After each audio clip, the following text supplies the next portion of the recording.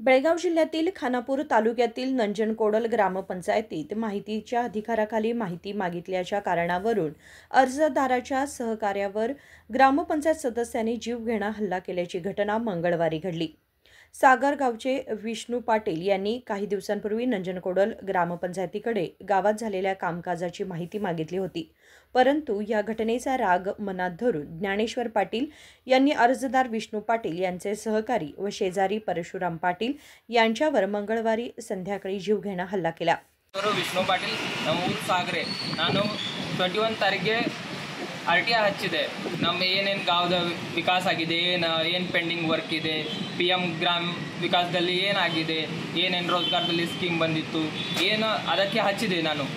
ಗ್ರಾಮದ ವಿಕಾಸ ಏನಾಗಿದೆ ಅದಕ್ಕೆ ನಮ್ಮ ಗ್ರಾಮ ಪಂಚಾಯತ್ನಲ್ಲಿ ಸದಸ್ಯ ಜ್ಞಾನೇಶ್ವರ್ ಯಲ್ಲಪ್ಪ ಪಾಟೀಲ್ ಇವರು ನಮ್ಮ ಪಕ್ಕದ ಮನೆಯಲ್ಲಿ ಪರಶುರಾಮ್ ಪಾಟೀಲ್ ಇವರಿಗೆ ಹೊಡೆದಾರೆ। ಯಾಕೆ ಅಂದರೆ ಇವನು ಏನು ಮಾಡಿದ ಅಂದರೆ ನೀ ಕೆಲಸ 5 ವರ್ಷದಲ್ಲಿ ಏನು ಮಾಡಿದ್ದು, ಹೆಂಗೆ ಮಾಡಿದ್ದು, ಚಕ್ಕರ್ ಲೈನ್ದ ಏನಾಗಿದೆ ಅದಕ್ಕೆ ಅವನು ಭಾಳ ಪೆಟ್ಟು ಹಚ್ಚಿದ್ದಾರೆ।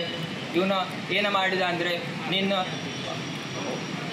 ತಗೋತೆ ಏನು ಮಾಡ್ತೀವಿ ಮಾಡ್ರಿ, ನಮ್ದು ನೀನು ಹಿಂದೆ ಏನಿಲ್ಲ ಯಾರೂ ಇಲ್ಲ, ನೀ ಏನು ಮಾಡ್ತೀಯ ಅಂತ ಮಾಡಿ ಈ ಥರ ಮುಂದೆ ಮಾಡ್ತಾರ।